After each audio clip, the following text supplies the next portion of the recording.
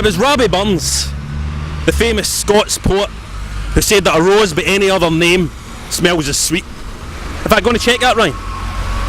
Check if it's Robbie Burns. It was William Shakespeare, the great bard's tale, that said a rose by any other name smells as sweet. But what about if that's a glass rose, folks? Eh? What about that, William Shakespeare?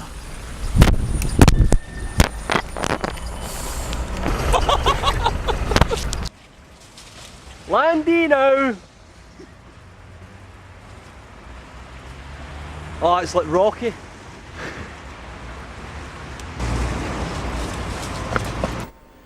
If there's one thing I can't stand, it's spoilers. You know, like when somebody told you that Cloud had sex with Sephiroth at the end of Final Fantasy VII, or when you read in the paper that the lassie from Metroid had a cock. You read a magazine and you see a screenshot of a plot spoiling moment. It's a nightmare. It's even more dangerous when you're dealing with footage on a TV show, particularly if the game in question is all about plot, and much of the fun is derived from familiarising yourself with the game's design. Glass Rose from Capcom leaves me in a difficult situation. If I show you or tell you too much about this game, I invariably detract for the pleasure I had in discovering exactly what this game is all about. Do I tip the wink as to what the gameplay consists of, or considering that there's not much weight to the gameplay, would that spoil the experience too much? Well, we play safe, we show you the basics, and I try to argue the case for a game that is probably doomed to being very misunderstood. Maybe somebody else is going to die. Oh, sexy legs, it's a transvestite. Why does this keep happening? You know who I am. Glass Rose has you playing the role of Takashi Kagetani, a news reporter who looks a bit like an extra for a Justin Timberlake video. And you want to know why, folks? Because he's modelled in Masahiro Matsuoka, yet another J-pop poof. So does this mean that the game is doomed to being a J-pop shitter? For know thee the rule of gaming, if it is J-pop it is shite. Unless it's Bajingai, of course. Now, Glass Rose is not the most interactive game you'll ever play, even when compared to other point-and-click adventure games. Horrifyingly, much of the time you'll be clicking your way around rooms trying to find the object that you need to examine before the game can kick some FMV into action and let you progress. Often you're utterly clueless for what to do, where to go and what to click on next. Sure, it's a crime, but in the mystery game genre, such crimes can be forgiven if the story is compelling enough.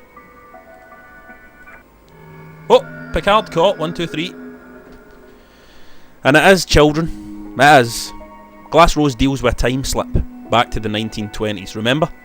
A murder case in a beautiful mansion, and dialogue interaction with 20 odd characters. The conversational element of the game is its saving grace. Utilising an innovation Capcom call the free word system, you can highlight specific words in a character's dialogue and ask specifically about that subject.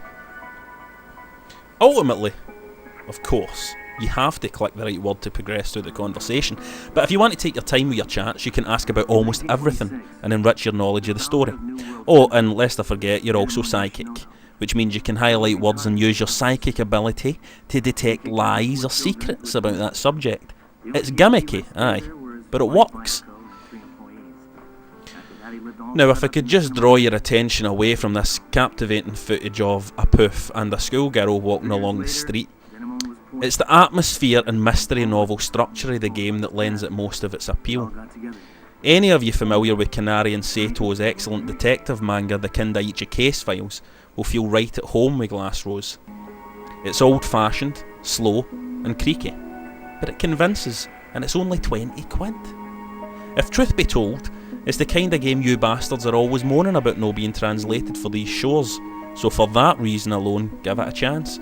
It's the perfect game to play in the beach, if you have a long enough extension cord and you manage to get your widescreen telly on the plane.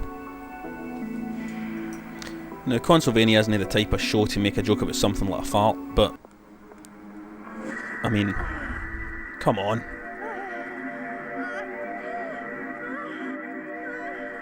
Now, if you like your adventure games, you could do a lot worse than Ragnar Tornquist's brilliant Longest Journey, or indeed Jane Jensen's absolutely fantastic Gabriel Knight 3. These two are top of the class.